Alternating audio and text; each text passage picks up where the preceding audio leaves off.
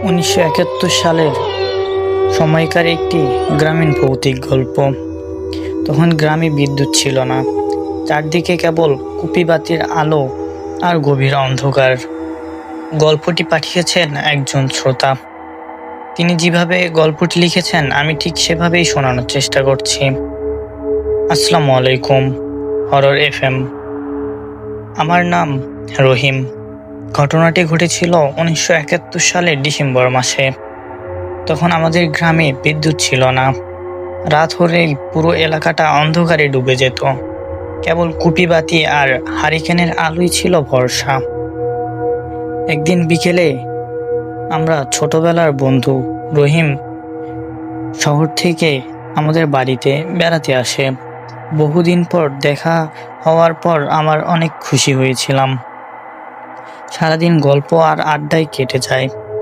রাতে খাবার শেষ করে সবাই ঘুমানোর প্রস্তুতি নিচ্ছিল। তখন রাত প্রায় 10টা। করিম বলল, চল একটু বাইরে হাঁটাহাঁটি করে আসি। আমি প্রথমে রাজি হচ্ছিলাম না, কারণ আমাদের বাড়ির পশ্চিম দিকে ছিল একটি পুরনো বাঁশঝাড়। সেই বাঁশঝাড় নিয়ে গ্রামের মানুষ নানা অদ্ভুত গল্প বলতো। কেউ বলতো সেখানে রাতে কান্নার শব্দ শোনা যায়, আবার কেউ বলতো সাদা কাপড় পরা একজন ঘোরাফেরা করে। তবুও বন্ধুর জোরাজুরিতে আমি রাজি হয়ে গেলাম। আমরা দুজন হারিকেনের হাতে বের হলাম। চারদিকে তখন নিস্তব্ধতা। দূরে ঝিঝি পোকার ডাক ছাড়া আর কোনো শব্দ নেই। হাঁটতে হাঁটতে আমরা বাঁশঝাড়ের কাছে পৌঁছে গেলাম। হঠাৎ করিম আমার হাত চেপে ধরল। ওইদিকে কে যেন দাঁড়িয়ে আছে।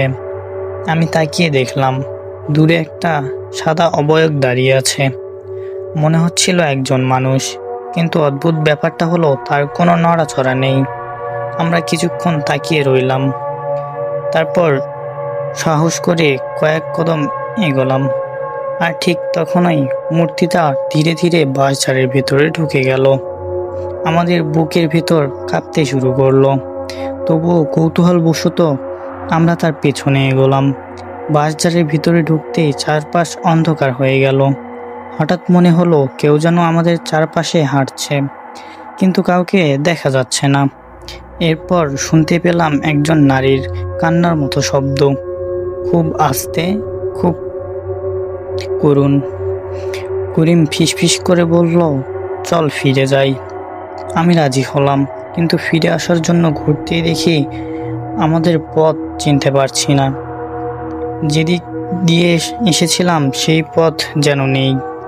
আমরা ঘুরতে লাগলাম, আর তখনই হারিকেনের আলো হঠাৎ নিভে গেল। চারদিকে ঘুটঘুটে অন্ধকার। ঠিক সেই মুহূর্তে আমাদের কানের কাছে কেউ যেন ফিসফিস করে বলল, এখানে কেন এসেছো? আমরা দুজন আতঙ্কে জমে গেলাম, কিন্তু আশেপাশে কেউ ছিল না। হঠাৎ বাঁশগুলো একসাথে দুলতে শুরু করলো, যদিও বাতাস ছিল না। তারপরে দূরে আবার সেই সাদা অবয়ব দেখা গেল। এবার সে আমাদের দিকে তাকিয়েছিল। তার মুখটা স্পষ্ট দেখা যাচ্ছিল না, কিন্তু মনে হচ্ছিল তার চোখ দুটো অস্বাভাবিক উজ্জ্বল। করিম চিৎকার করে দৌড় দিল। আমিও তার পেছনে ছুটলাম। দৌড়াতে দৌড়াতে কখন সে বাঁশঝাড় থেকে বের হয়ে এসেছে বুঝতে পারিনি। বাড়িতে ফিরে এসে দেখি সবাই চিন্তিত, কারণ তাদের হিসেবে আমরা প্রায় 2 ঘন্টা ধরে নিখোঁজ ছিলাম, কিন্তু আমাদের মনে হচ্ছিল আমরা মাত্র 15-20 মিনিট ছিলাম।